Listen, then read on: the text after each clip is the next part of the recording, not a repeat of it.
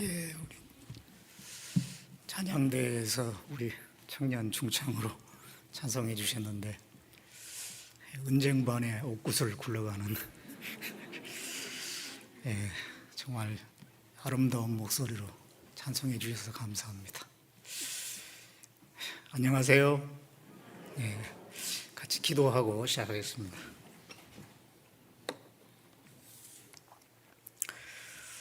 우리를 사랑하신 하나님, 죄 가운데서 또 영원한 지옥의 그 형벌에서 우리를 주님의 그 보배로운 피로 구속해 주시고 지금 우리와 함께 하시며 또 이러한 모임을 통해서 우리를 붙들어 주시고 가르쳐 주시고 주님의 그 거룩한 형상이 이루어져 가게끔 인도해 가시는 하나님, 그 은혜를 참으로 감사를 드립니다. 오늘 주일을 맞이해서 우리 형제 자매님들 또 한자리 같이 모여서 말씀을 배우고 교제하기 위해서 이 자리에 또 인도해 주시는 감사를 드립니다. 사모하는 영혼에게 채워진다는 말씀대로 주님의 그 말씀으로 채워주시고 지금 어려운 시대에 우리가 어떻게 살아야 될 것을 더 분명히 하고 또 힘을 얻고 용기를 가지고 살아갈 수 있도록 도와주시길 바라옵곤 합니다. 또 이러한 때라도 우리가 계속해서 복음을 전하는 일에 중단됨이 없게 해주시고 아직도 진리를 사모하고 구하는 영혼들이 있는 줄 압니다. 그러한 분들을 또 붙여주셔서 하나님께로 인도할 수 있게 우리 각자를 귀하게 사용해 주시기를 바라곤 합니다. 여러 가지 또 고난과 어려움 속에 질병 가운데 어려움을 겪고 있는 우리 형제 자매님들 그 사정을 일일이 보살펴 주시고 어떤 상황에서도 낙심하지 않고 주님을 의지할 수 있도록 말씀으로 붙들어 주시기를 원합니다. 해외의 여러 지역의 교회들 지금 아주 어려운 시기인 줄 압니다. 주님의 그 은혜와 자비의 손길로 붙들어 주셔서 그 어려운 때를 잘 이겨내게 해 주시고 특별히 선교사님들 가족들 그 건강도 지켜주시고 생활의 필요를 채워주셔서 어려운 상황이지만은 복음을 전하는 그러한 일이 중단되지 않도록 도와주시길 바라곤 합니다. 이 시간 우리 모두에게 또 필요한 말씀 주셔서 교훈해 주시기를 바라곤 하면서 주 예수 그리스도의 이름으로 기도드렸습니다. 아멘. 같이 누가복음 17장 보겠습니다.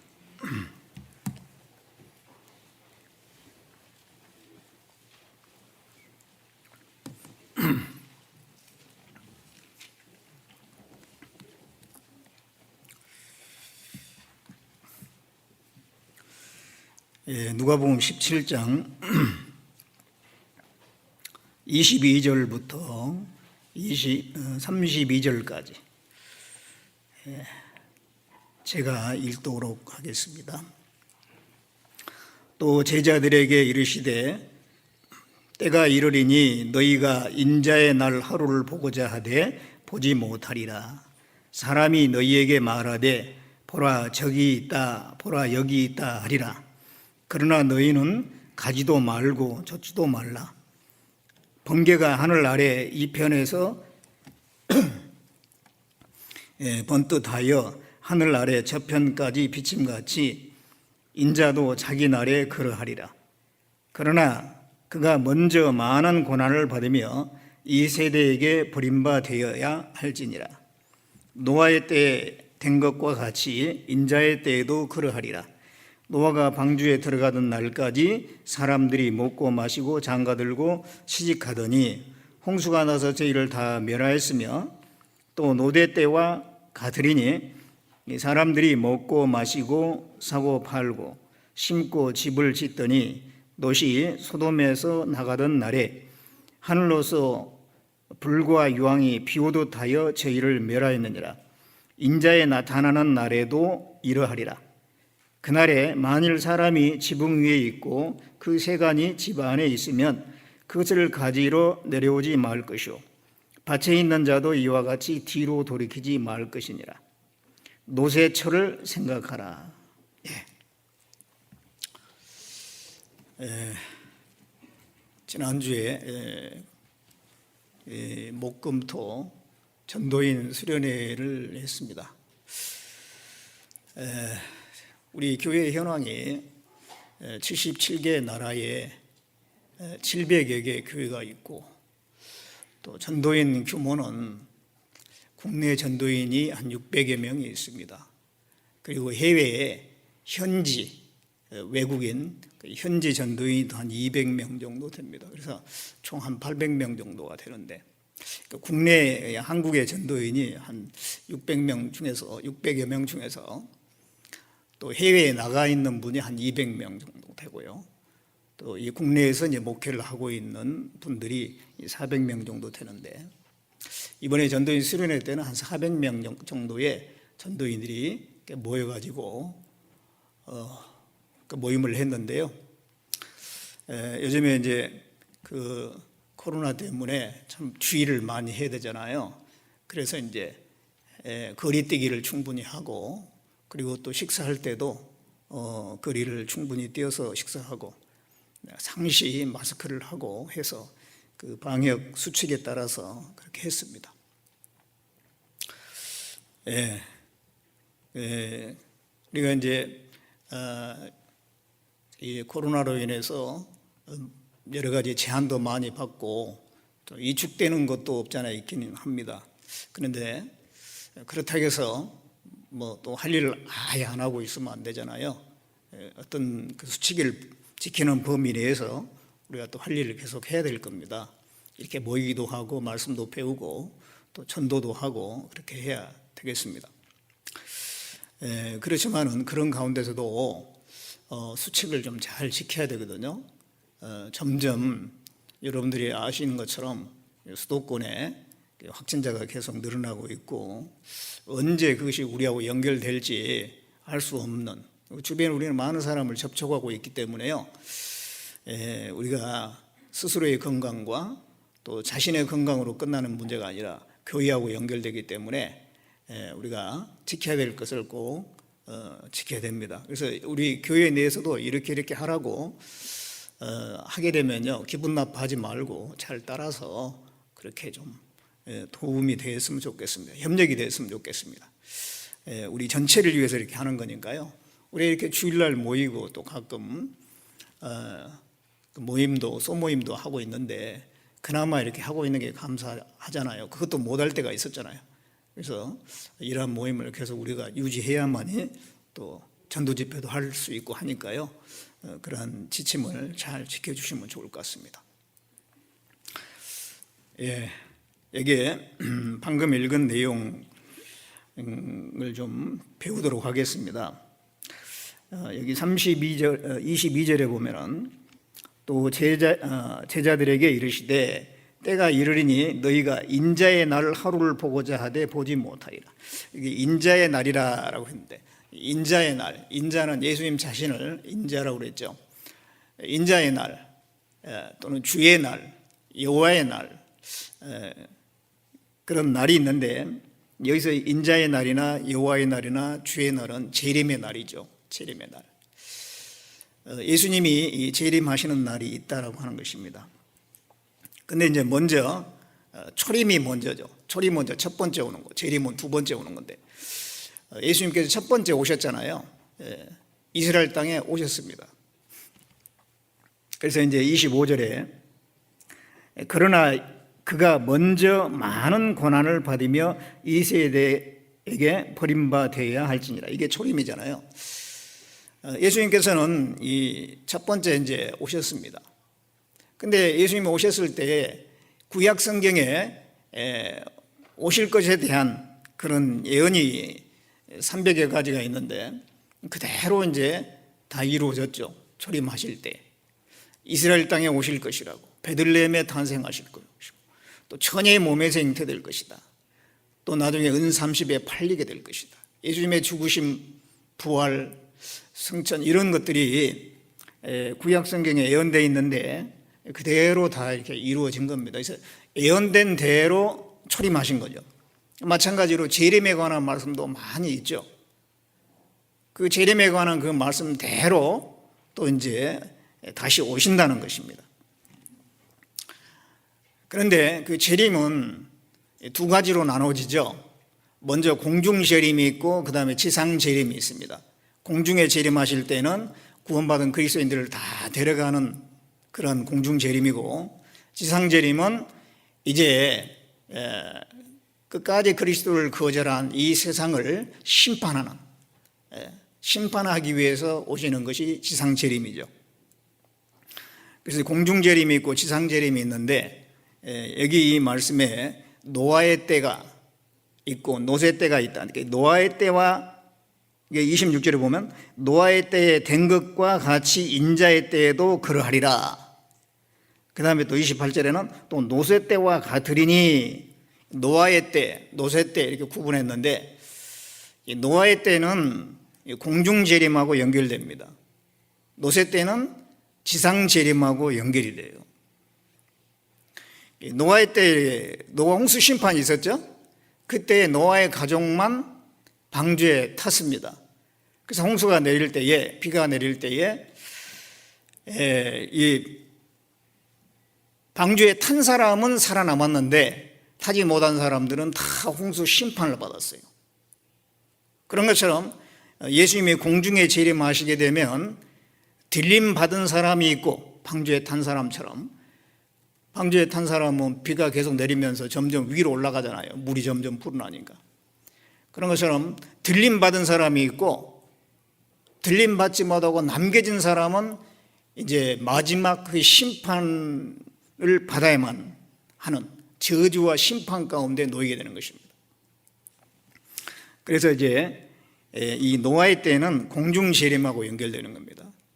노새 때는 지상 재림하고 연결돼요.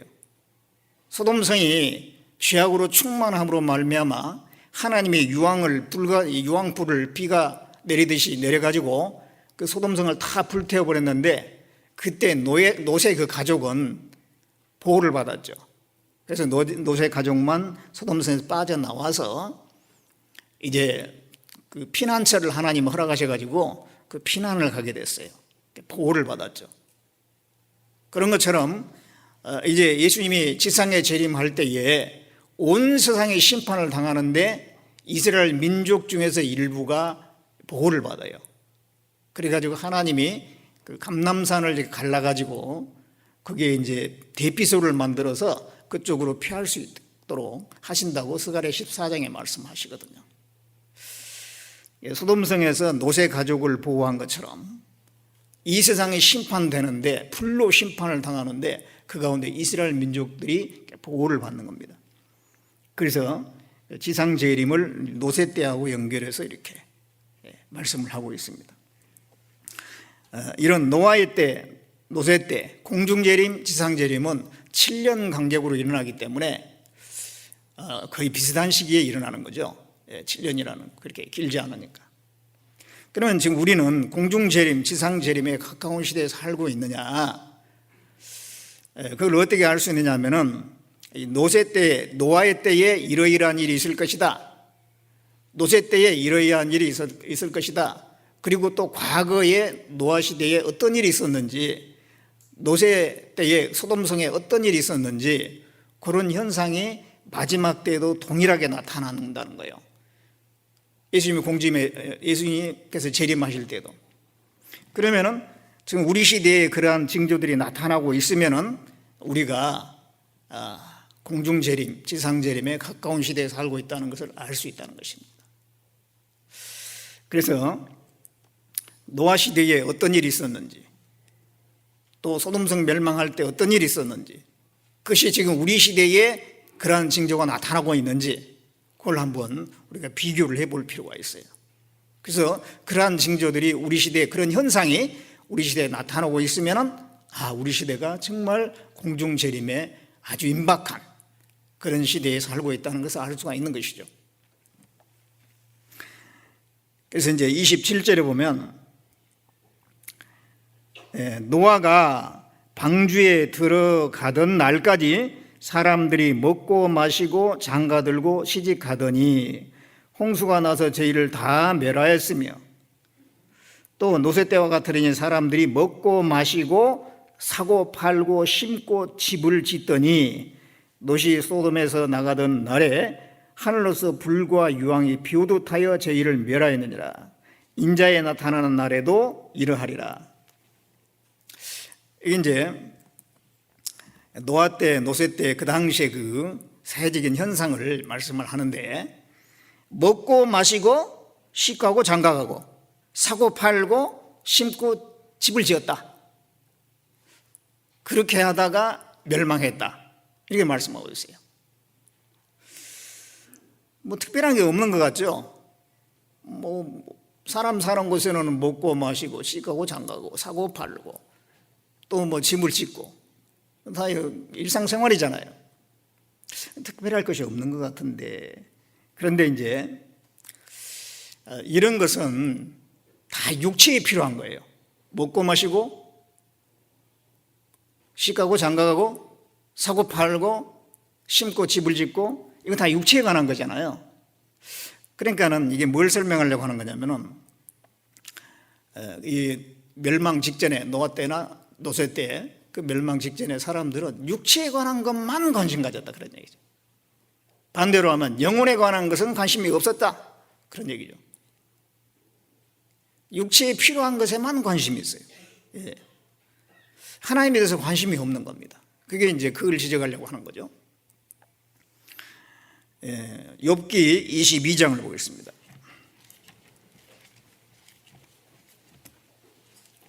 예. 욥기 22장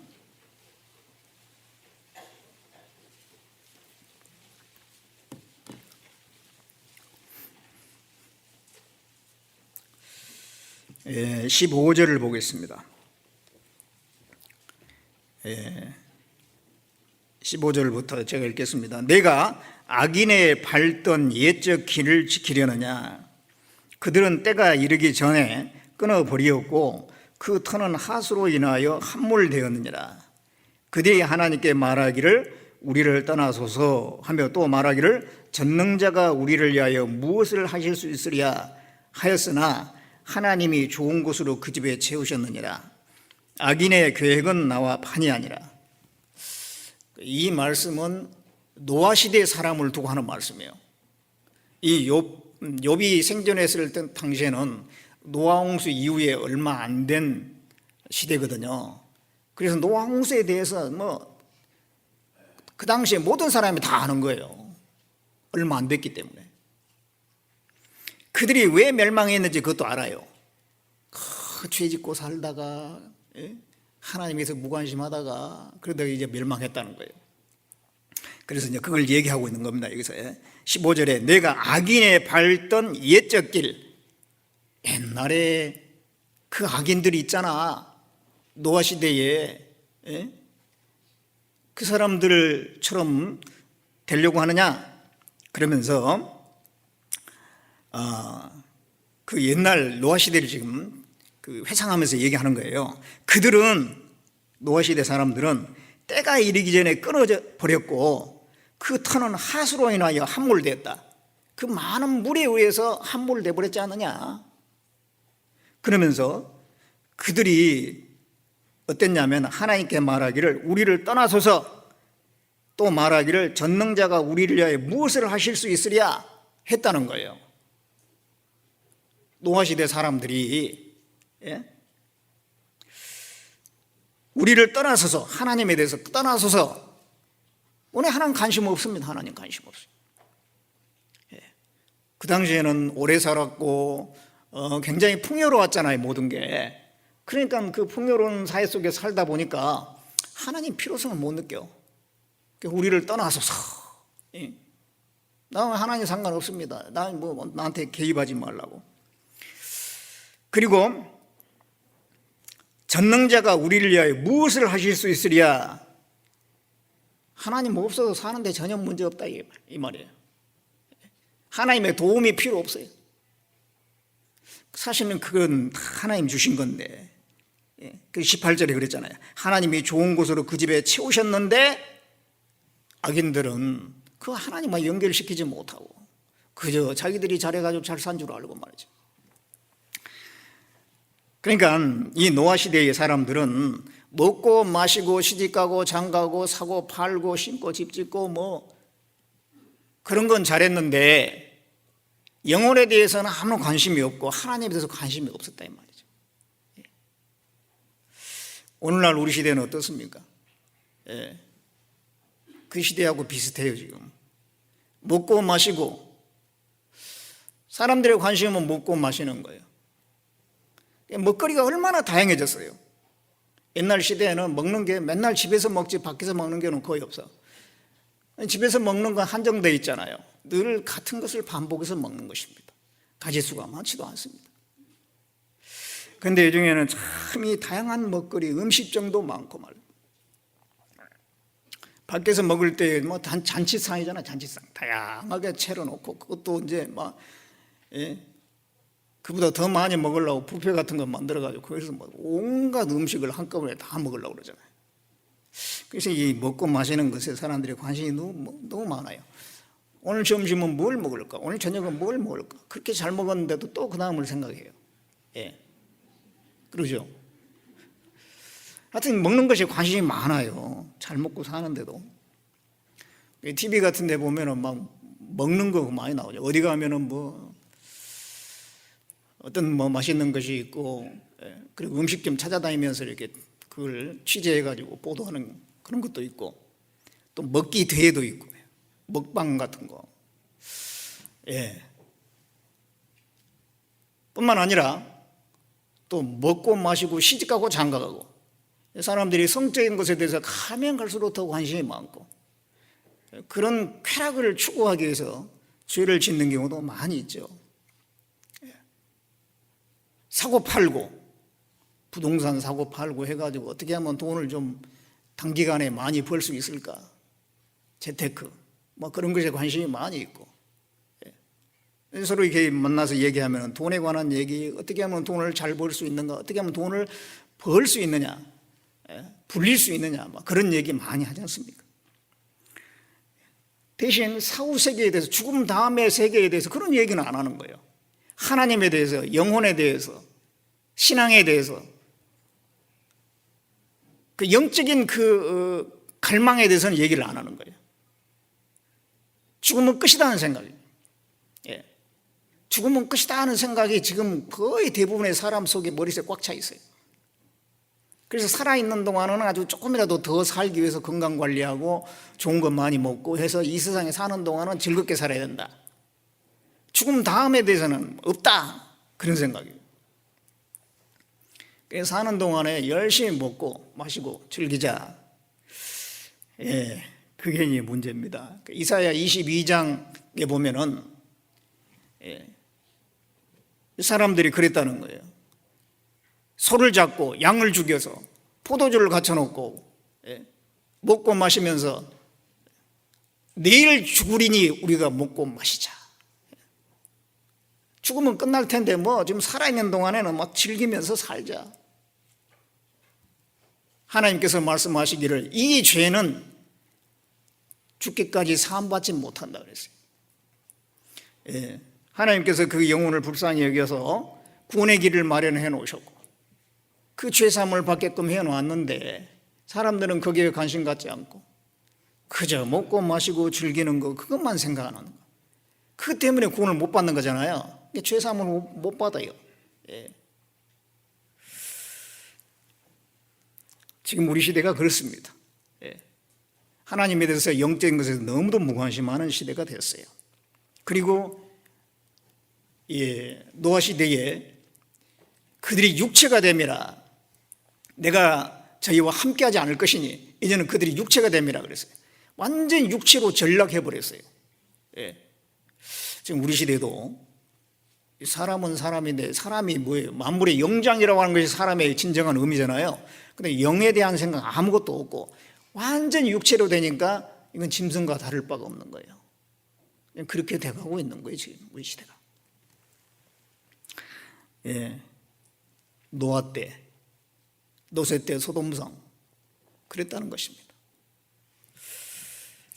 그 다음에 또 더 자세히 또 보면 창세기 6장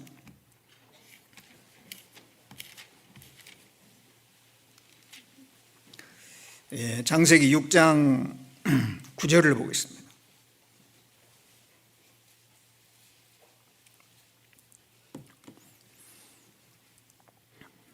노아의 사적은 이러하니라.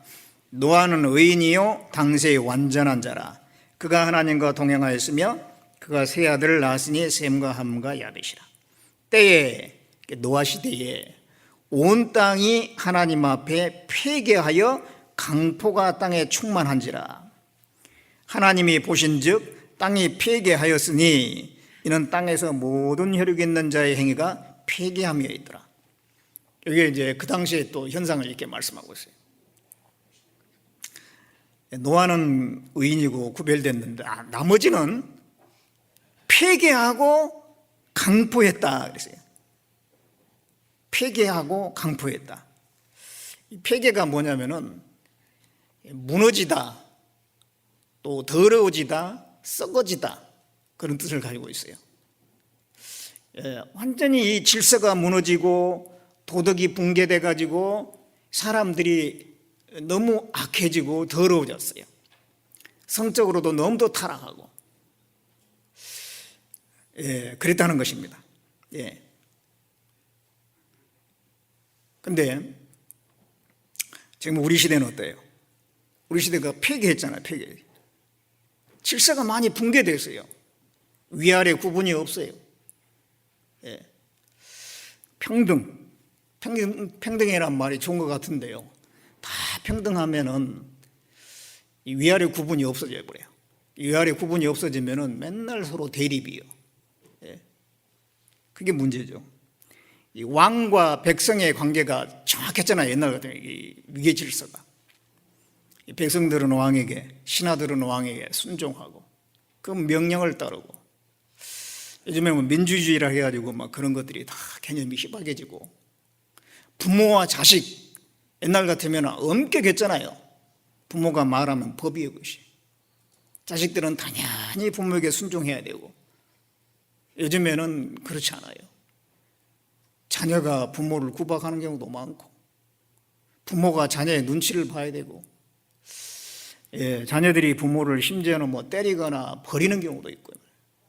한이 질서가 무너졌어요. 한 사춘기 정도만 돼도 부모 말을 안 들어요. 무슨 교육을 시켜야 되는데, 부모가 자녀 교육을 시켜야 되는데 교육이 안 되는 거예요.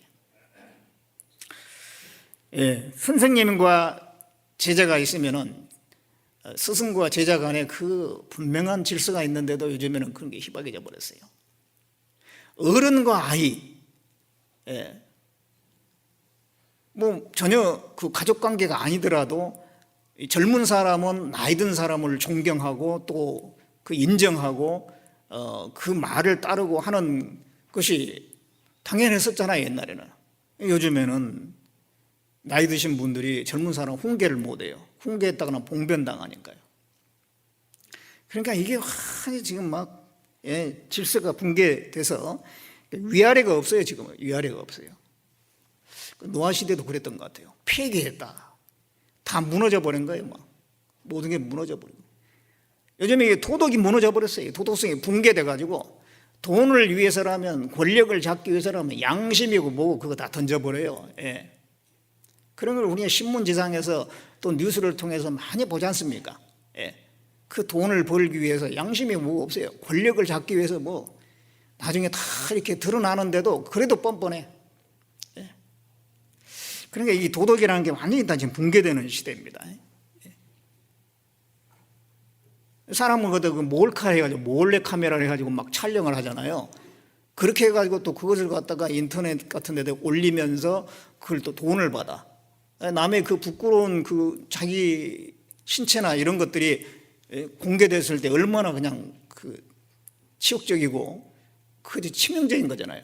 근데 그런 사진이나 그런 걸 갖다가 영상을 갖다가 공개를 하면서 자기는 돈 받아 먹어. 그러니까 이게 완전히 양심이 어떻게든지, 돈을 위해서라면 양심이 뭐가 없다니까요, 지금요. 뿐만 아니라 참 이 성적인 죄들, 간통, 뭐 그런 거 엄청 많고, 심지어는 이제 막 근친상간, 동성애, 수간, 그런 것들은요, 성경에서 다 이 불법이라고 규정한 것들입니다. 그런데 그런 것들이 우리 시대에 많이 나타나고 있지 않습니까? 이 사회에서는 그런 걸 이제는 점점점 용납하고 그런 분위기로 돼가지만은 성경에서는 분명히 그게 불법이라고 규정을 하고 있어요. 그런 남녀 관계들이 얼마나 지금 많이 자행되고 있느냐 그런 얘기죠. 그게 폐기한 거예요. 폐기한 거예요. 또 모든 혈육 있는 자의 행위가 강포하고 폐기하고, 이게 모든 혈육 있는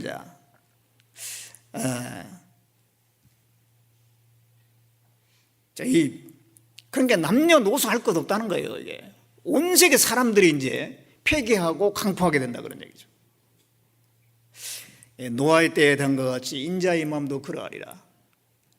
지금 우리 시대에 노아 때와 같이 되고 있어요. 강포라고 하는 것은요, 학대하고 괴롭히는 걸 얘기해요.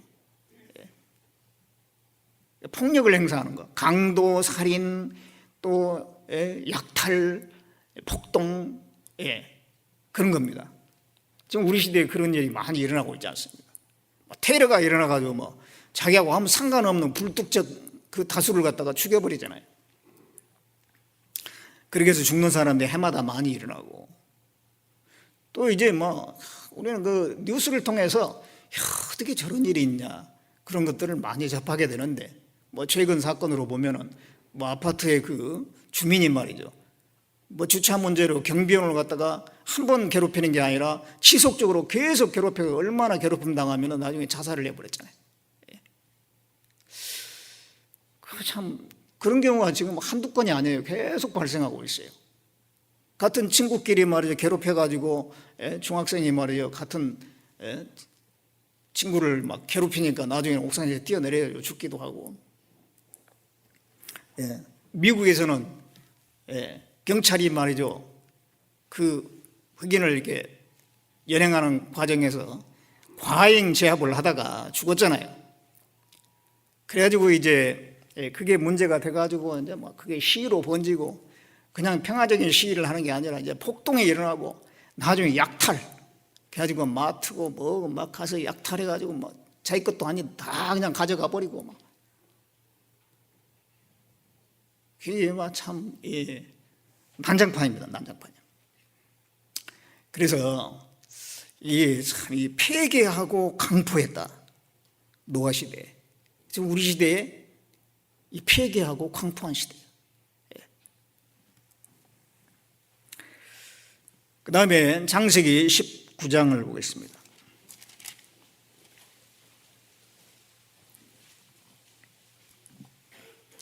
창세기 19장 1절부터 보겠습니다. 날이 저물 때에 그 두 천사가 소돔에 이르니 마침 롯이 소돔 성문에 앉았다가 그들을 보고 일어나 영접하고 땅에 엎드려 절하여 가로되, 내 주여 돌이켜 종의 집으로 들어와 발을 씻고 주무시고 일찍이 일어나 갈 길을 가소서. 그들이 가로되, 아니라 우리가 거리에서 경야하리라. 롯이 간청하며 그제야 돌이켜서 그 집으로 들어오는지라. 롯이 그들을 위하여 식탁을 베풀고 무교병을 구우니 그들이 먹으니라. 그들의 눕기 전에 그 성 사람 곧 소돔 백성들이 물은 노소하고 사방에서 다 모여 그 집을 에워싸고 롯을 부르고 그에게 이르되, 이 저녁에 내게 온 사람이 어디 있느냐? 이끌어내라. 우리가 그들을 상관하리라. 이 소돔성의 그 죄악상을 알려주는 이게 아주 하나의 그 단편적인 사건이에요. 이 롯이 이제 소돔성에 살았는데, 롯은 의인이에요, 그 당시. 근데 이제 소돔 사람들은 악할 대로 악해졌어요. 두 천사가 소돔성에 갔습니다. 남자의 모습을 하고 갔어요. 그 이제 두 사람을 이제 롯은 이 나그네를 영접을, 그 당시 풍습으로서 나그네가 오면은 그 영접하는 것이 사랑이고 이 당연한 그 의무였어요. 오늘날 같이 뭐 여관이 따로 있고 뭐 어디 음식점이 따로 그런 게 아니었기 때문에 그 나그네들이 굉장히 힘들거든요. 그래서 영접해가지고 대접하고 숙식을 제공하고 그 다음에 또 이어서 여행을 할 수 있도록 그렇게 하는 것이 그 당시에 당연한 풍습이거든요. 그런데 두 천사가 남자의 모습으로 왔는데 노선 이제 자기 집으로 영접을 했어요. 노선 의인이었어요. 그런데 거기에 이제 소돔 사람들이 그 남자들이 소돔의 남자들이 와가지고 그 두 사람 끌어내 그런 거예요. 뭐 하려고? 상관하리라. 이는 그 성적으로 해친다 그런 얘기입니다. 이게 참 나그네가 왔으면은 대접을 하고 사랑을 베풀어야 되잖아요. 근데 해치려고 하는 거예요. 대접은 안 할 뿐만 아니라 이게 해치려고 하는 거예요. 이게 이제 어떤 현상이냐면은 사랑이 없다는 증거예요. 이 소돔성 사람들이 사랑이 없어요. 사랑이.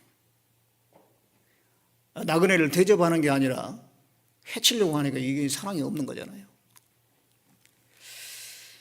노새 때와 같이 인자의 마음도 그러하리라. 주님 오실 때에 사랑이 없다는 겁니다. 사람들이 사랑이 없어요. 지금 우리 시대 어때요? 사랑이 많습니까? 사랑이 없어요. 마태복음 24장 12절에 보면 불법이 성함으로 많은 사람의 사랑이 식어지리라.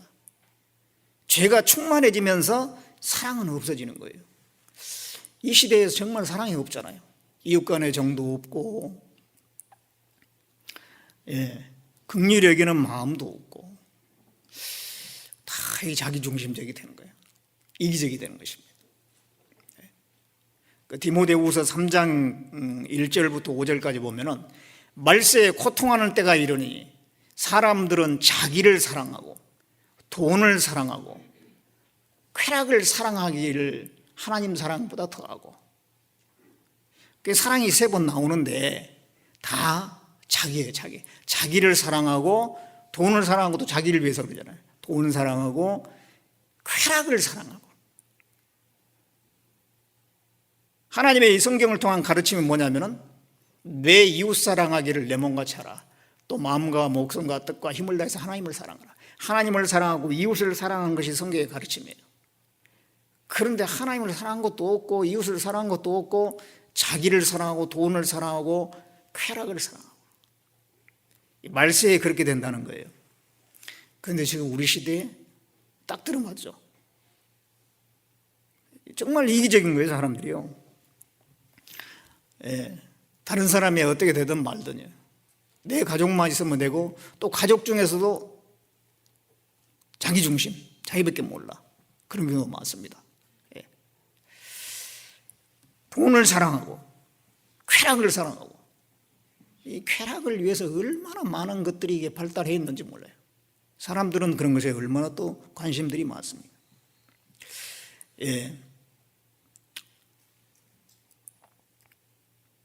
노아 때와 같이 인자의 마음도 그러하리라.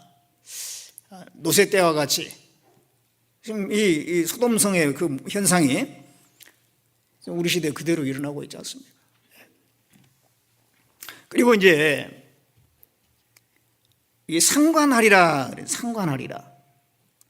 이 상관하리라 이거는 성관계하리라 그런 뜻이에요. 그런데 이 천사들이 남자들의 모습이었거든요. 그 남자들이 나타나가지고 저 두 사람 끌어내라. 우리가 상관하리라. 이게 정상이 아니죠. 원래 성적 행위는 남녀 간의 행위잖아요. 근데 이게 남자들인데 그 남자를 끌어내라. 이게 동성애입니다. 이 소돔성애는 이 동성애가 아주 만연했다는 걸 알 수가 있어요. 유다서 1장 7절 보겠습니다.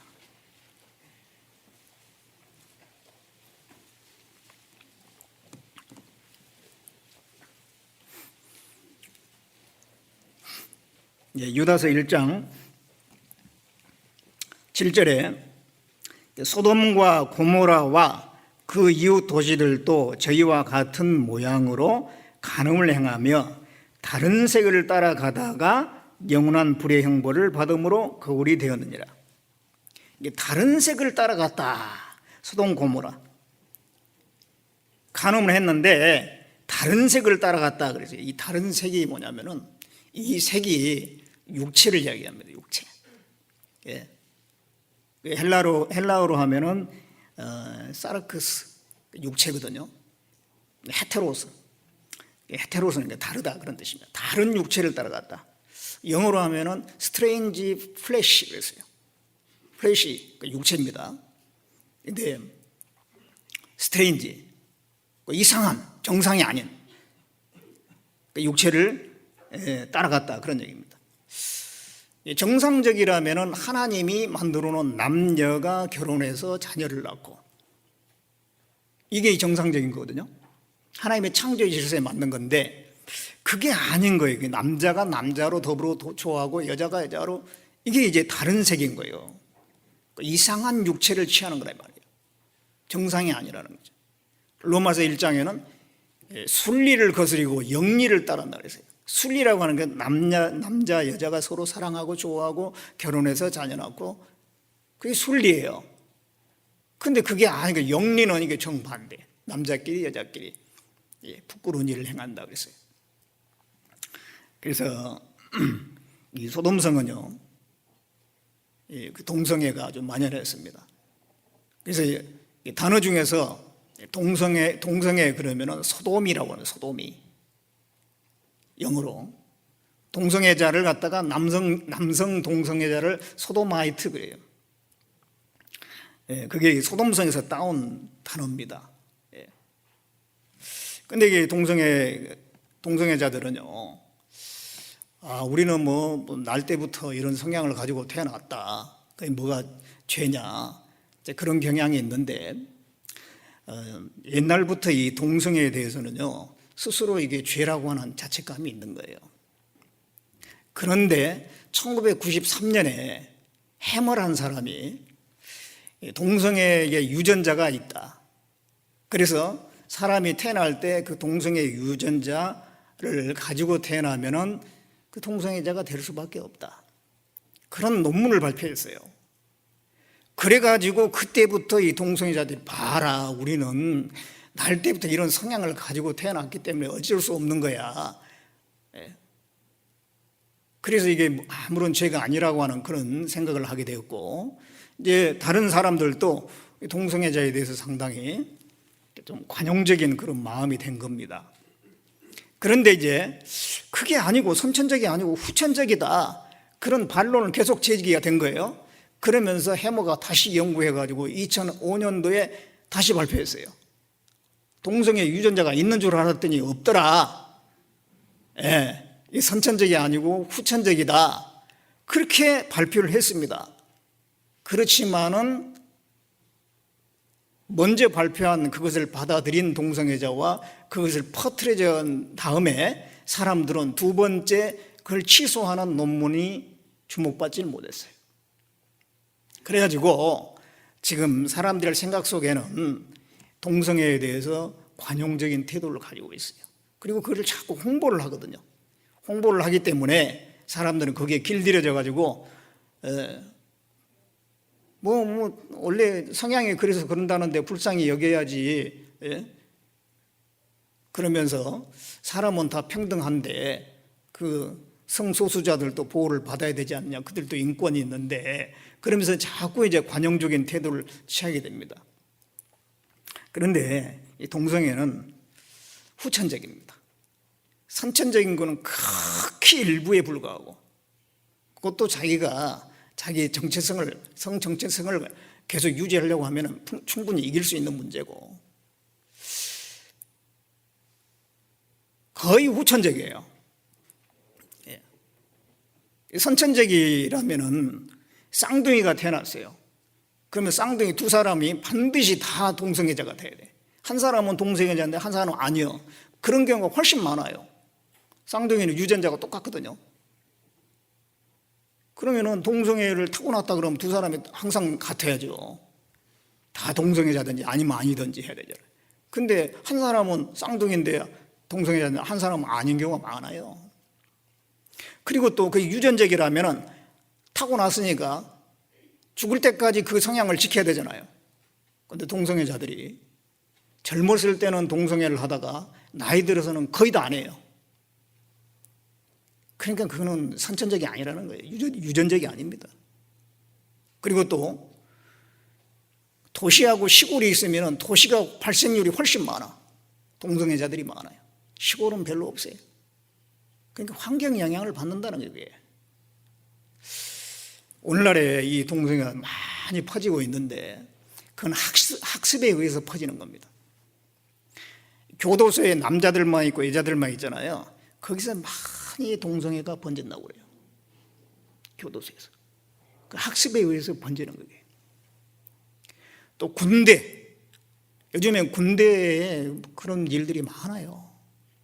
그 엄격하게 단속하지 않습니다. 군대 갔다가 완전히 사람 별에서 나오는 경우가 있어요. 그게 막 유명한 정치인들, 연예인들 그런 사람들이 동성애자인 경우가 종종 있습니다. 그래서 아주 지금 심각한 문제고 이 독버섯 퍼지듯이 점점 퍼지고 있어요. 이제 뭐 인구의 거의 뭐 절반 이상이 동성애자가 될 가능성이 머지 않았어요. 그래서 이제 자기 노아의 때와 같이 노소의 때와 같이 인자의 마음도 그러하리라 그랬는데 지금 우리 시대 그대로 되고 있잖아요. 그 현상이 그대로 나타나고 있어요. 그러니까 지금 우리 시대가 주의 재림이 임박한 시대입니다. 아주 임박한 시대. 그리고 우리가 성경에서 배운 대로 재림의 많은 징조들이 있잖아요. 그게 다 일어나고 있지 않습니까? 이스라엘 민족들이 전 세계에 흩어졌다가 회복되면은 이스라엘이여 내 백성이 모래같이 많을지라도 남은 자만 돌아오리니 넘치는 공의로 해외에 작정되어 있습니다. 돌아올 때에 멸망이 있다 그랬는데 지금 우리 시대가 돌아오고 있지 않습니까? 또 마지막 때가 되면은 내가 바로 그리스도다, 내가 하나님이다 하는 그 거짓 그리스도들이 많이 나타난다 했는데 우리 시대에 많이 나타나고 있잖아요. 또 처처의 전쟁이 있다고 그랬습니다. 민족과 민족, 나라와 나라의 전쟁도 계속 일어나고 있고 기근과 지진, 온역 그런 것들이 많이 생긴다고 했는데 기근이 많이 일어나고 있고 지진도 지금 계속 증가하고 있고 온역 그 코로나로 인해서 우리가 그걸 실감하고 있는데 그런 것들이 정말 성경에 기록된 대로 우리 시대에 되고 있지 않습니까?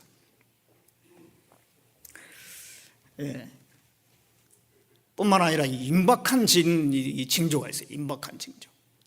그런 여러 가지 징조가 있지만 그 중에서도 임박한 징조가 있는데 마태복음 24장 보겠습니다.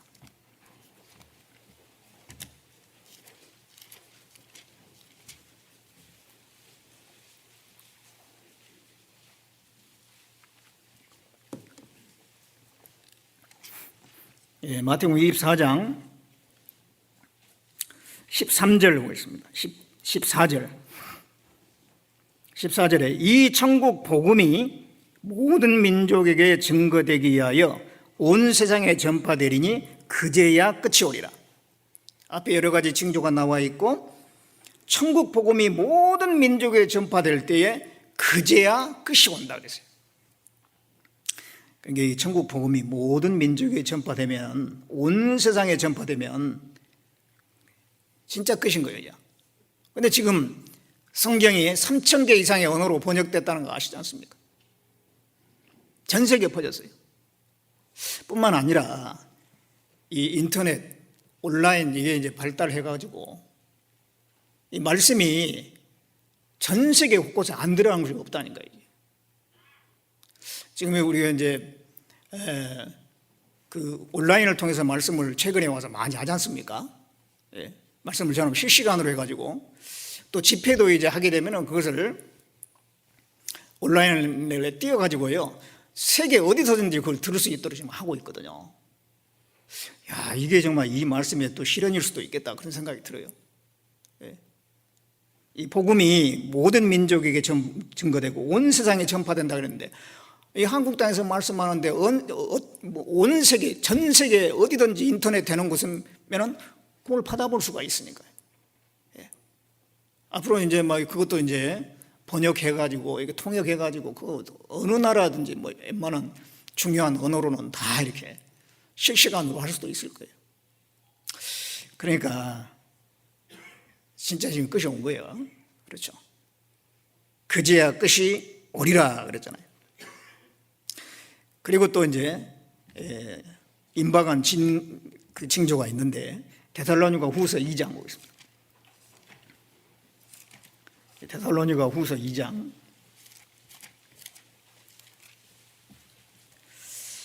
1절에 형제들아, 우리가 너희에게 구하는 것은 우리 주 예수 그리스도의 강림하심과 우리가 그 앞에 모임에 관하여 혹 영어로나 혹 말로나 혹 우리에게 받았다 하는 편지로나 주의 날이 이르렀다고 동심하거나 두려워하지 아니할 그것이라. 여기에 이제 예수님의 강림하심과 우리가 그 앞에 모임, 이게 공중재림이잖아요. 공중재림에 대해서 곧 오신다 했고 너무 이렇게 마음이 이렇게 동심하지 말라. 예. 좀 너무 그게 좌지우지하면 안 된다 그런 얘기예요. 그런데 이러이러한 징조가 나타나면은 가까웠다. 그게 이제 3절에 보면은 누가 아무렇게 하여도 너희가 미혹하지 말라. 먼저 배도하는 일이 있고 저 불법의 사람 곧 멸망의 아들이 나타나기 전에는 이르지 아니하려니.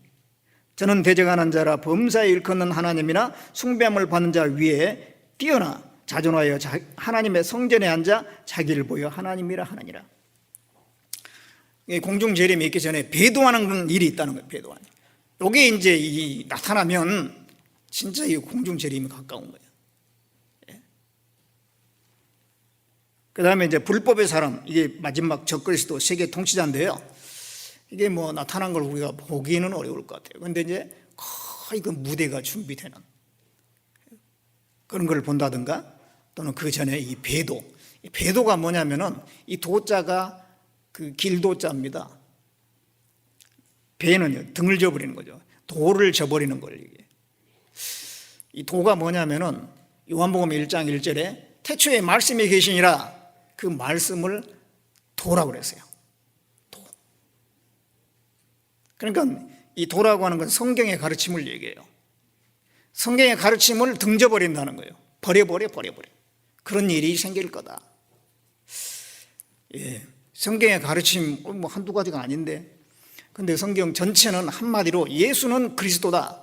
예수께서 구세주다 이 말이죠. 오직 예수님만이 구세주다. 그게 성경의 핵심적인 교리입니다. 근데 그걸 던져버려요. 던져버리면 뭐 믿지 않는 사람은 뭐 던지고 말 것도 없어요. 근데 믿는다는 사람들이, 기독교인들이 오직 예수님만이 구원이다 라고 하는 성경의 가장 핵심적인 교리를 던져버리는 거예요. 그리고 뭘 붙잡냐? 뭐 세계가 하나 돼가지고 뭐 통합이 평화, 우리는 평화를 이루어야 된다, 뭐 그런 슬로건을 가지고 그걸 더 중요하게 여긴다는 거죠. 예. 그런 일이 지금 점점 일어나고 있지 않습니까? 세계 종교 통합, 뭐 6월 달에 네덜란드 헤이그 평화의 궁이라고 하는 데서 그 세계 종교 통합을 위해서, 그 선언을 위해서 세계 종교 대표자들이 모인답니다. 예. 그래서 이제 그 모여가지고 사실 다 다른 이슬람교, 뭐 가톨릭, 기독교, 유대교, 뭐 힌두교 다 다르거든요. 교리도 다르고 믿는 것도 달라요. 근데 그 사람들이 왜 모여갖고 어떻게 하나가 되겠어요? 각자 자기 교리 던져버리고 뭐 어느 한 종파에만, 어느 한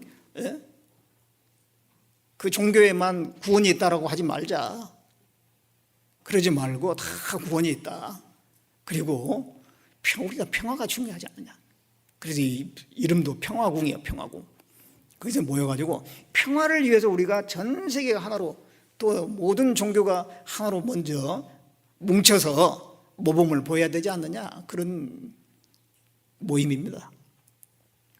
그래가지고 그거에 이제 그런 모임을 한다고 그래요. 그러한 모임이 점점 결속이 강화되면은 무슨 법을 만들어요.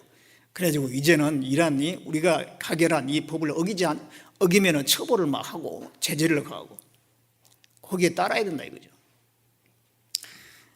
이 세계가 그렇게 이제 가고 있어요. 예. 그러면 이제 세계 그 종교가 하나로 되면은 자기들이 어느 장소에서 또 무슨 섬기는 뭐가 있어야 될 거 아니에요. 예루살렘에서 모여가지고 성전 지어놓고 거기 살지도 몰라요. 그래서 이게 한창 이런 것들이 이루어져 가고 있는데 우리 눈앞에 보이고 있지 않습니까? 이게 적그리스도가 마지막에 나타나려면 세계 정부가 수립되고 그리고 또 그렇게 해야만이 그런 세계가 하나로 통합되고 세계 정부가 이루어져야지 이제 적그리스도가 등장하지 않습니까? 그런 것들이 우리 눈앞에 가시화되었을 때에 정말 주님 오실 날이 가까웠다는 걸 알 수가 있어요. 요한계시록 13장에 보면 각 족속과 백성과 방언과 나라를 다스린다고 했잖아요. 마지막에 그 짐승 적그리스도가 각 족속 백성 방언 나라, 그러려면 세계 하나로 통합이 돼야 되는데 어떻게 세계가 통합될까? 근데 이번에 이 코로나가 발생한 거 보니까 그게 금방 이루어질 수도 있겠다 그런 생각이 들어요. 왜냐하면은 이제 이게 장기화되면은요 세계 경제는 침체될 수밖에 없잖아요. 이게 장기화되면 수출도 안 되죠. 뭐 여러 가지 그 문제가 생기거든요. 그러면은 막 이 세계 경제가 그냥 동반 추락이 될 가능성이 있어요. 그러면은 큰 문제, 그 문제를 해결하기 위해서 누군가가 등장해야 돼. 경제 문제, 그리고 또 무슨 뭐 전쟁, 질병, 식량, 에너지, 뭐 그런 많은 문제들이 있는데 그걸 해결하기 위해서 누군가가 등장해야 되잖아요. 그래서 그러한 무대로 굉장히 빠른 속도로 갈 수 있겠다 그런 생각이 들어요. 그리고 또 이제 요한계시록 13장에 보면은 짐승이 우상을 만들어 놓고 그 우상에 경배하지 않은 자는 맺히든지 다 죽이더라 그랬어요. 그것은 경배하는지 안 하는지 다 감시한다는 거 아니에요. 그게 아주 감시와 통제 시대입니다. 그때가 되면.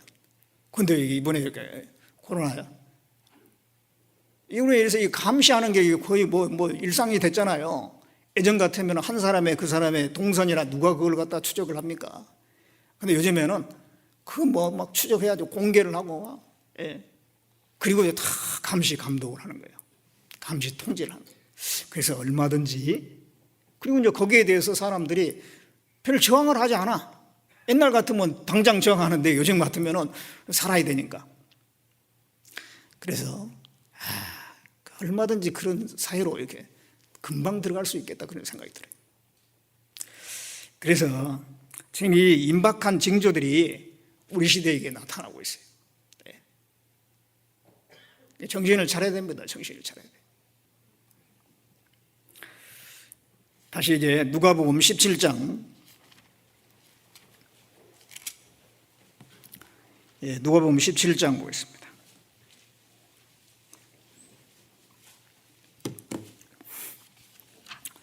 17장 30절 보겠습니다. 인자에 나타나는 날에도 이러하리라.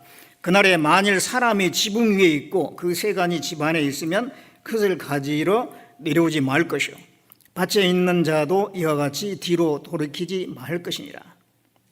노새철을 생각하라.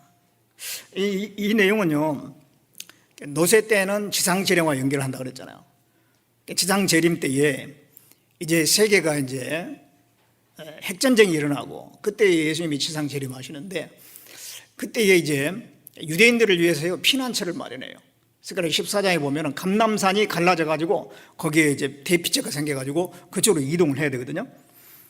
그때를 말씀하고 있는 것 같습니다. 그래서 그때 이제 빨리 피난 가야 되는데 집안에 뭐 세간살이 있다고 뭐가 있다고 밭에 뭐가 있다고 그 주저주저 하고 있으면 안 된다는 거예요. 빨리 도망가야 돼. 그러면서 노새처를 생각하라 그랬어요. 노새 아내를 생각하라. 노새 아내가 어땠길래? 노새 아내가 소돔성에서 나올 때 앞만 보고 가야 되는데 천사가 분명히 얘기했거든요. 너희는 여기서 나가는데 뒤를 돌아보지 말고 계속 수알성을 향해서 달려라 그랬어요. 그러면은 뒤 돌아보지 말아야 되거든요. 노새 아내가 뒤 돌아봤어. 그래서 소금 기둥이 돼버렸잖아요. 창세기 19장을 보겠습니다. 창세기 19장 23절입니다.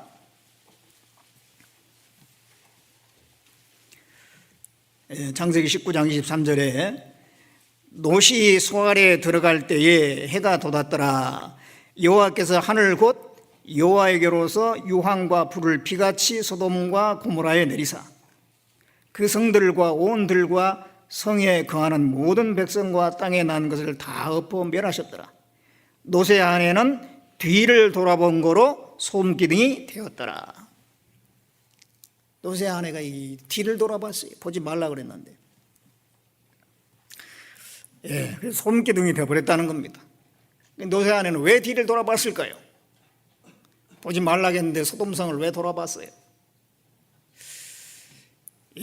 그냥 단지 그냥 놀래가지고 소리에 놀래가지고 돌아보는 그런 정도라면 이렇게 벌을 안 하셔요.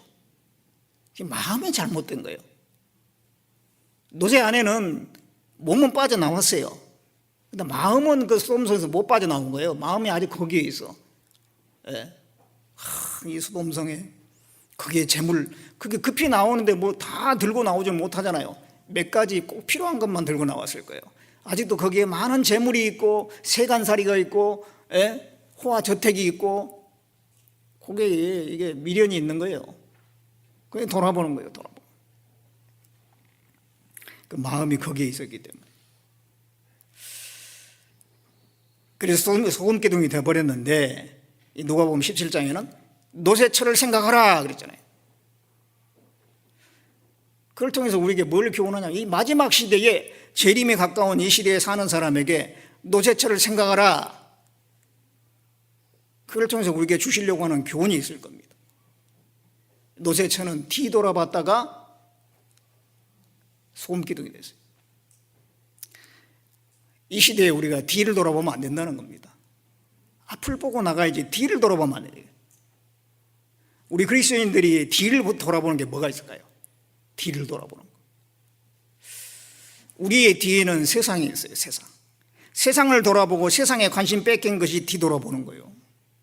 세상의 재물과 세상의 영광, 어떻게 하면 세상에 출세하고 영광스럽게 될까, 더 많이 벌까 하는 그런 것에 너무 마음이 뺏겨 있는 거예요. 그게 이제 세상에 돌아가는 겁니다. 우리는 원래 세상에 있었어요. 원래 우리가 구원받기 전에. 근데 구원받을 때 세상에서 딱 빼낸 무리예요. 우리가. 그래서 요한복음 15장 19절에 보면 너희는 세상에 속한 자가 아니요 세상에서 나의 택함을 입은 자다 그랬어요. 예수님께서. 너희는 세상에 속한 자가 아니고 세상에서 나의 택함을 입었어요. 세상에서 빠져나왔거든요. 우리는. 그래서 교회를 갖다 에클레시아, 빼어낸 무리라 그래요. 빼어낸 무리. 이 세상에서 빼어낸 무리예요. 우리는. 그래서 우리는 거기서 구별된 겁니다. 그러면 이제 세상을 돌아보지 말아야 된다. 또 이제 세상을 보는 것은 마치 노새처와 같다 그 말이에요. 소금기둥이 되어버렸잖아요. 우리가 세상을 다시 바라보고 마음 뺏기면 소금기둥이 돼.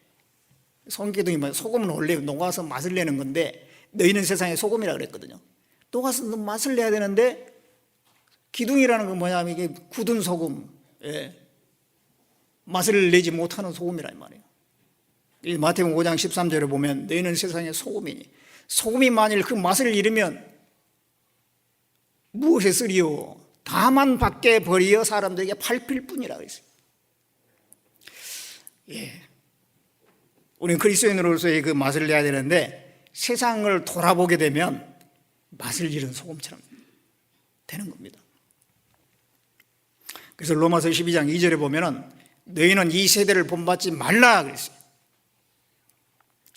이 세상에 아무리 호화롭고 예? 사람들은 그냥 뭔가 그냥 낙을 찾아 돌아다니잖아요. 즐거운 건 낙. 우리는 이 세상에서 낙을 찾으려고 하면 안 돼요. 그럼 이제 그게 아주 푹 빠져서 죽습니다. 파리가 있는데 파리가 쫙 날아다니다가요, 저기 꿀이 있어요. 꿀. 얼마나 맛있어요. 그래도 이게 꿀을 이렇게 그게 푹 빠지면 안 되잖아요. 살짝 맛만 보고 그렇게 해야 되는데, 그냥 그게 그냥 꿀이 좋아가지고 그냥 절퍼덕 앉아가지고 어떻게 됐겠어요? 날개가 꿀에 잠겨버렸어요. 그러면 그 파리는 죽습니다. 그런 것처럼 이 세상에 너무 좋아하다 보면 폭 빠져버려요. 폭 빠져버리면 그리스도인들은 살아있어도 죽은 삶과 똑같아요. 이 세상은 언젠간 지나가는 겁니다. 우리는 세상에 살면서도 세상에서 구별되어 있어야 되죠. 저 하늘나라를 바라보고 사는 사람들입니다. 요한일서 2장 17절에 이 세상도 종욕도 지나가되 하나님의 뜻을 행하는 자는 영원하리라. 세상도 지나가고 종욕도 지나고 다 지나가는 거예요. 돌아보면 안 된다는 겁니다. 마음 뺏기면 안 되는 거죠.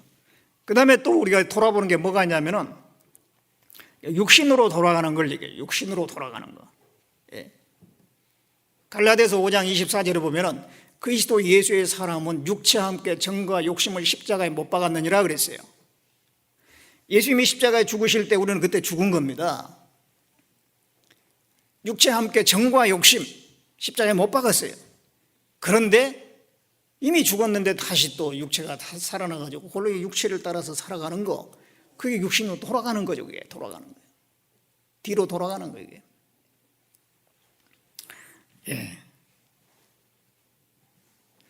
정과 욕심을 우리는 이미 십자가에 못 박았어요. 이 정, 혹시 말이죠, 몇십 년 만에 첫사랑을 어디서 우연히 또 봐가지고 그때의 그 구원받기 전에 그 첫사랑의 그 감정이 또 올라와가지고 행여 또 그런 유혹받고 있는 분 없어요? 정과 욕심은 십자가에 못 박았어요. 참.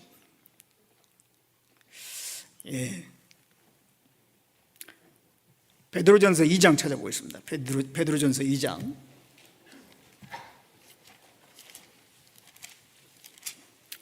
이 장 11절에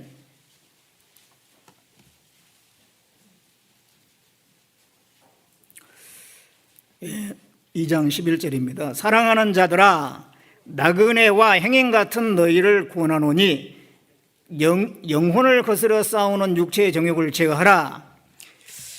영혼을 거스려 싸우는 육체의 정욕을 제어하라. 우리에게 영혼이 있고 육체가 있잖아요. 육체의 정욕은 영혼을 거스린다는 거예요. 육신이 좋아하는 거, 육신의 정욕, 안목의 정욕, 이생의 자랑거리, 그거 좋아하는 거 하면 영혼은 약해지는 거예요. 영혼을 거스려 싸우는 게 육체가.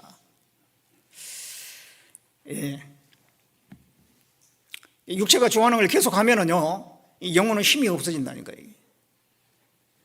영혼이 좋아하는 걸 자꾸 해야죠. 영혼이 좋아하는 거. 말씀을 가까이 하고 교제를 가까이 하고 신앙 서적을 읽고 찬송을 듣고 기도를 하고, 이거는 이제 영혼이 좋아하는 거잖아요. 영혼이 좋아하는 걸 하려고 막 하면 육체는 또 싫어해요. 그러니까 그거를 갖다가 육체를 제어하면서 영혼이 좋아하는 걸 자꾸 하는 거죠. 그래야만이 이 신앙이 성장하는 거죠. 유지가 되는 거예요.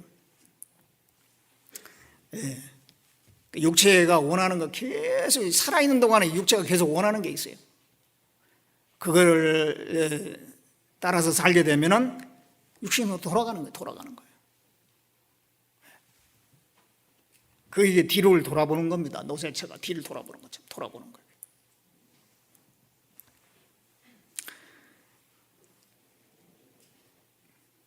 그리고 또 이제 돌아가는 경우가 어떤 경우, 돌아보는 경우 뭐가 있냐면요, 갈라디아서 4장 9절에 보면은 너희가 구원받으면 하나님을 알게 되었고 하나님이 너희를 알게 돼서 이제는 구원받음으로 그 초등학문에서 벗어났는데 어찌하여 다시 돌아가려고 하느냐 그랬어요. 너희가 날과 달과 절기와 해를 지키니 내가 너희를 수고한 것이 헛될까 하노라. 그 율법에서 벗어났는데, 잘못된 교리에서 벗어났는데, 그래서 구원받아가지고 소망을 가지고 있는 사람이 다시 돌아가는 경우가 있죠. 다른 어떤 교회에 다니다가 그때는 복음을 깨닫지 못하고 구원받지 못하다가 우리 교회에서 말씀 듣고 구원받고 너무 좋아해서 그래서 우리 교회를 계속 나오다가 나중에 또 다시 돌아간다. 그건 노새처와 같은 거야. 뒤를 돌아보는 거예요. 그 망령된 겁니다. 망령된. 이 망령된 대로 돌아가지 말라 그랬어요. 시편 85편, 시편 85장 보겠습니다. 시편 85편 8절을 보겠습니다.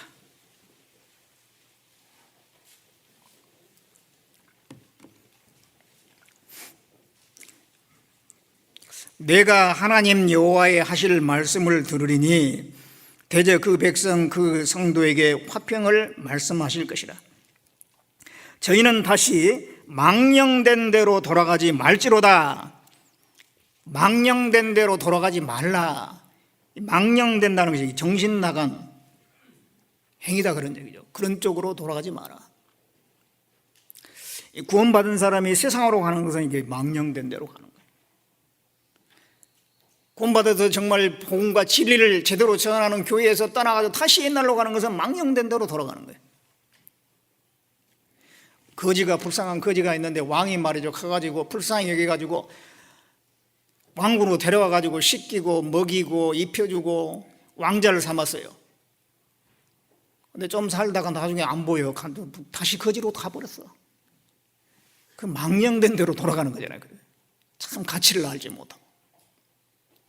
이스라엘 민족들이 어땠어요? 애굽에 있을 때 그 종살이 하던 데서 이제 하나님께서 맞아 모세를 보내가지고 건져냈잖아요.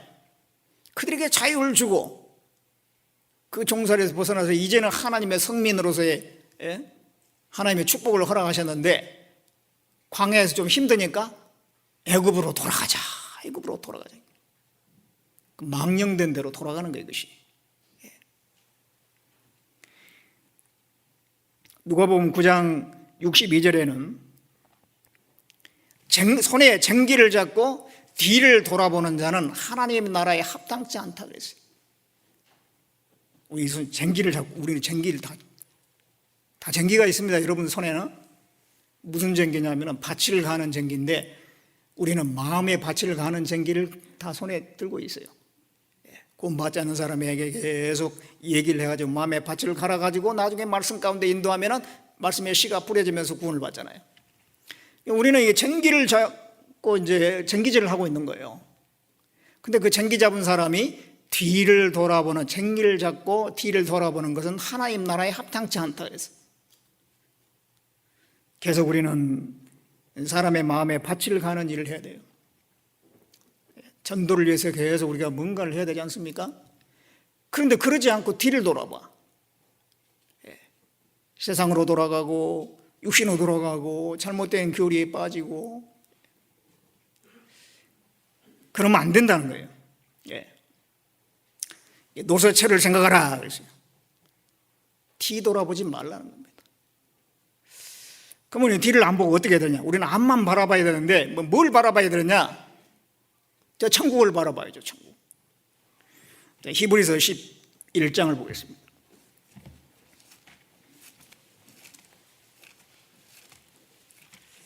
히브리서 11장 15절 보겠습니다. 히브리서 11장 15절입니다. 저희가 나온 바 본향을 생각하였다면 돌아갈 기회가 있었으려니와 저희가 이제는 더 나은 본향을 사모하니 곧 하늘에 있는 것이라. 그러므로 하나님이 저희 하나님이라 일컬음 받으심을 부끄러워하니 하시고 저희를 위하여 한 성을 예비하셨느니라. 이 아브라함과 사라, 그 갈대아 우리에서 나왔잖아요. 그 나온 본향을 생각했다면 돌아갈 기회도 있어요. 근데 안 돌아봤다는 거예요. 안 돌아보고 더 나은 본향을 사모했어요.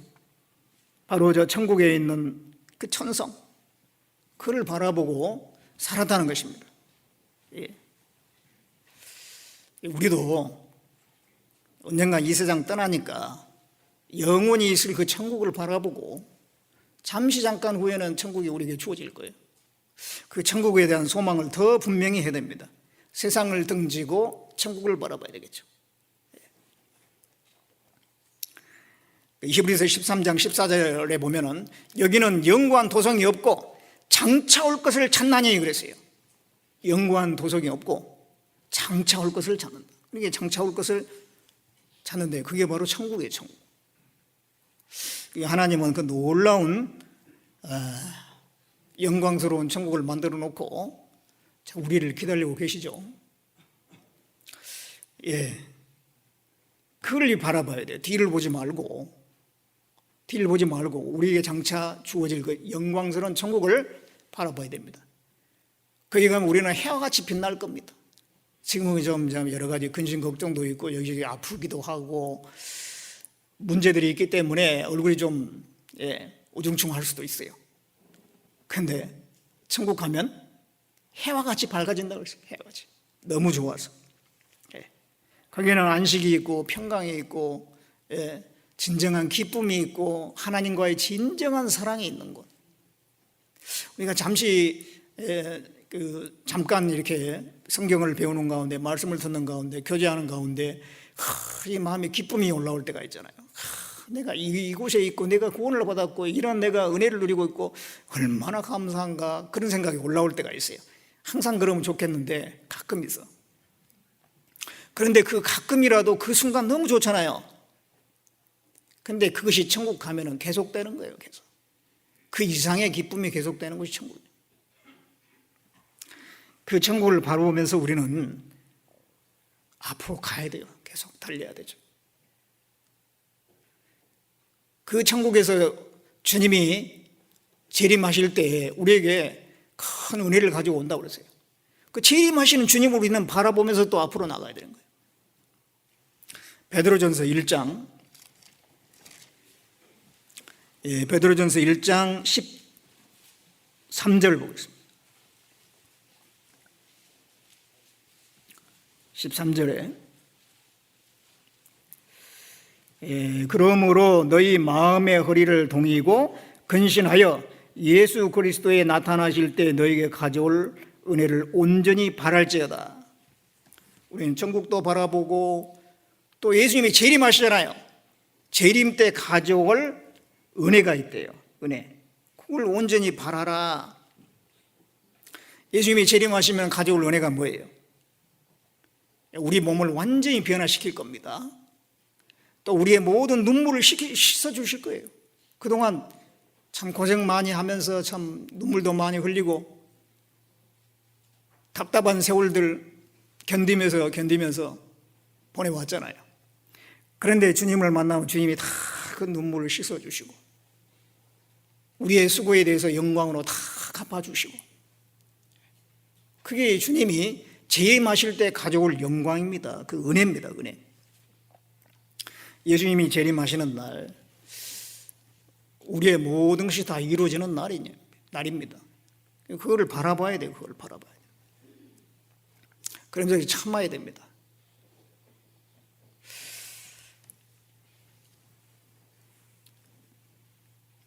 옛날 요즘에는 뭐 중동에 가가지고 뭐 돈 벌러 가고 그런 일 거의 없는 것 같은데요. 옛날 우리 참 70년대 우리나라가 굉장히 경제적으로 힘들 때 돈 벌기 위해서 중동에 가는 경우가 있잖아요. 그 사막의 땅에 가가지고 말이죠. 땀 흘리면서 거기서 일해가지고 거기에 이제 소득을 한국으로 붙이잖아요. 몇 년 동안 그래서 벌어가지고 한국 오면 집도 사고 좀 형편이 펴질 수가 있으니까. 그러면 이제 그 남편이 중동에 가가지고 돈 벌고 있는 동안에는 아내는 기다려야 되죠. 기다리면서 또 남편이 보내준 돈을 잘 저축해 놨다가 이제 남편이 돌아오면은 그때 이제 집도 사고 뭔가 이렇게 행복한 삶을 꿈꾸면서 기다리는 겁니다. 그래서 이제 잘 기다린 사람은 남편이 이제 다 이제 마치고 돌아오는 날이 무슨 날이에요? 잔칫날에 잔칫날. 얼마나 좋겠어요. 그런데 어떤 아내들은 또 잘 못 기다리는 경우가 있어요. 잘 기다리다가 어느 제비족에게 꼬심을 당해가지고 춤바람이 나고 뭐 그렇게 해가지고 돈 다 날리고 그 저축을 해놔야 되는데 그거 다 까먹었어. 그러다가 이제 남편이 온다네. 남편이 오는 날이 무슨 날이에요? 제삿날이에요. 제삿날. 잘 기다렸으면 잔칫날이 될 건데 기다리지 못해가지고 이 제삿날이라니까요. 예, 실제 그런 일들이 있었습니다. 그 당시에. 예, 우리가 바로 그 주님을 기다리는 사람들이에요. 잘 기다려야 돼요. 잘 기다리다가 그 못 참고 그냥 갯길로 가버리고, 예, 그러면은 주님 배울 때 얼마나 부끄럽겠습니까? 예. 그래서 우리의 교회 가운데 다 거기서 끝까지 형제자매들이 있는 곳, 복음이 전해지는 곳에 있어야 돼요. 그러면 주님 오실 때 부끄럽지 않은 겁니다. 예. 그리고 주님께서 내게 맡기신 일을 꾸준히 하면서 잘 이겨내야 됩니다. 그래서 이 주님을 기다리면서 우리는 주님을 따라가는 삶을 살아야 되는 것입니다. 주님이 먼저 우리에게 본을 보여주셨던 그 길을 우리는 가는 거예요. 그러다가 우리가 주님을 만나는 것이죠. 히브리서 12장 2절을 보겠습니다.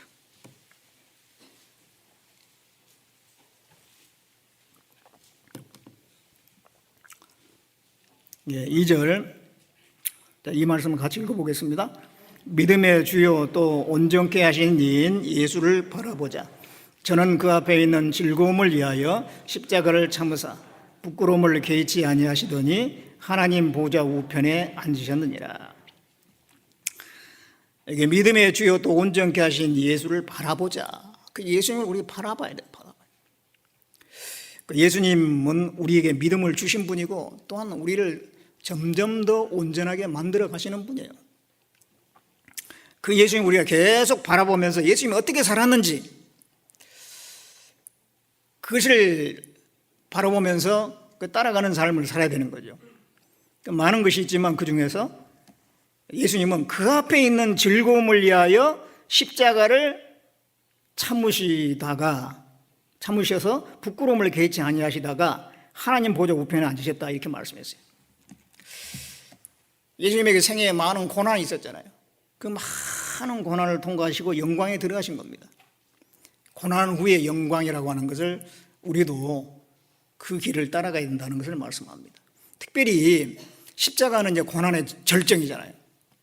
그 십자가를 참으셨습니다. 또 이제 부끄러움 다 벗겨버리고 못을 박아가지고 세워놓으니까 사람들의 구경거리요. 얼마나 그 부끄러움, 수치심을 겪겠습니까? 근데 그것을 개의치 않으셨다. 왜냐하면 앞에 있는 즐거움을 위하여. 예수님은 그 앞에 있는 즐거움을 바라봤어요. 그 앞에 있는 즐거움이 뭐냐면 바로 그 영광에 들어가는 것을 말씀하는 것입니다. 이 고난 이후에 영광이 있다는 거예요. 뿐만 아니라 내가 이렇게 십자가에서 피를 흘리고 그 수치와 고통을 당하면서 죽음으로 말미암아 죄가 사해지면은 저 많은 사람들, 수많은 아담의 자손들, 지옥 갈 사람을 건질 수 있다라고 하는 그게 즐거움인 거죠.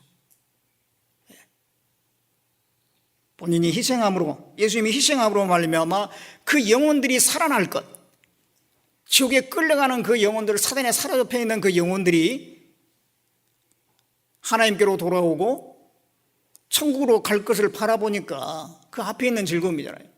그러니 고난을 참을 수 있었다 그런 얘기죠. 부끄러움도 개의치 않으시고,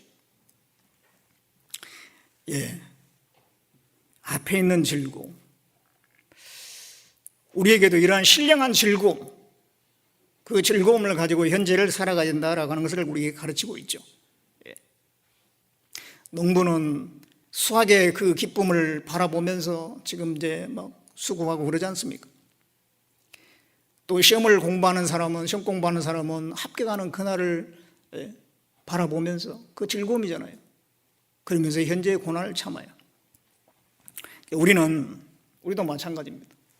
지금의 고난 후에 영광이 있다는 것을 바라볼 뿐만 아니라 또 우리가 이제 신앙생활 가운데서 내가 수고함으로 형제 자매들에게 도움이 되는 것, 그것을 즐거움으로 삼고, 내가 수고해서 다른 사람 영혼이 구원받은 것, 그 구원받은 그것을 갖다가 바라보면서 즐거움으로 삼고, 앞에 있는 즐거움을 바라보면서, 그 신령한 즐거움을 바라보면서 현재를 이겨나가는 삶이 되겠죠. 현재 우리가 신령한 즐거움이 아니라 육신적인 즐거움만 취하려고 한다면 결국 육신에 계속 빠질 수밖에 없어요. 그런데 신령한 즐거움을 바라보면서 현재를 참아가는 삶을 살 때 그게 주님을 따라가는 삶이고, 그게 진정한 즐거움이에요. 이 세상의 즐거움은 여러분들도 취해보셨을 겁니다. 이게 별거 아니고 그 순간이고 후회밖에 없고 남은 게 없어요. 그러나 하나님이 우리에게 주신 신령한 즐거움은 너무도 기쁘고 정말 그 거룩한 즐거움이잖아요. 우리가 그걸 찾으려고 예를 쓰는 가운데 그것을 신령한 즐거움으로 즐거워하는, 그것으로 우리의 삶의 활력을 찾으려고 하는 것이 필요할 것입니다. 그래서 우리가 더 말씀을 읽어야 되고, 말씀에서 뭔가 기쁨을 찾아야 돼요.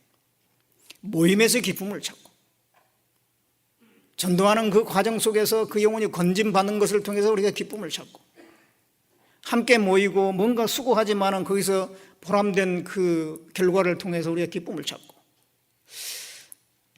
그게 바로 앞에 있는 즐거움을 우리가 위해서 현재의 어려운 일들을 이겨나가는 것입니다.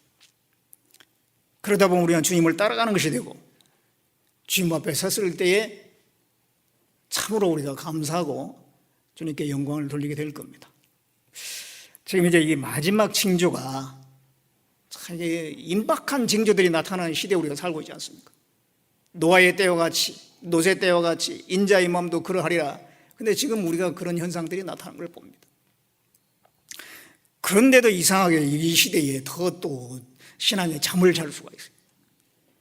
왜 그러냐면은 마귀가 마지막에 가까울수록 더 강하게 역사하거든요. 막 혼신의 힘을 다하는 거예요. 이게 자기 때가 이제 얼마 안 남았으니까 조금이라도 연장시키려고 말이지. 그러니까 이 그리스도인들 이 마지막 때의 징조를 보면서도 졸고 있는 거예요, 이렇게. 그래서 이 노새철을 생각하라. 노새철을 생각하라. 뒤돌아보면 안 된다는 거예요, 뒤돌아. 세상으로 돌아가고 육신으로 돌아가고 잘못된 교리에 빠지고 그 뒤를 돌아보면 안 된다는 거예요. 우리 앞을 바라봐야 돼요. 저 천성을 바라보고 다시 오시는 주님을 바라보고 가져올 은혜를 바라보고, 그러면서 이 땅에 살면서 우리가 앞에 있는 즐거움, 그 신령한 즐거움으로 닭을 삼으면서 살 때에 우리가 끝까지 완주할 수가 있고 또 내 자신을 잘 지킬 수가 있을 겁니다. 그래서 이 마지막 시대에 노새철을 생각하라. 예수님이 직접 하신 말씀인데 왜 그런 말씀하셨겠어요? 이 재림 시대에 꼭 필요한 말씀이니까 그런 말씀하신 겁니다. 그래서 우리가 그 노새철과 같이 되지는 않아야 되겠습니다. 그러려면 앞을 바라보고 얼마 남지 않았어요. 조금만 우리가 더 견디고 수고하면 주님 얼마 되지 않아서 또 뵐 수 있을 것 같습니다. 그래서 끝까지 우리가 신앙을 잘 지켰으면 좋겠습니다. 기도하겠습니다. 우리를 사랑하신 하나님, 이 시대에 주님 가까이 오신 것을 우리가 그 발자국 소리를 듣는 것 같은 그런 시대에 우리가 살고 있습니다.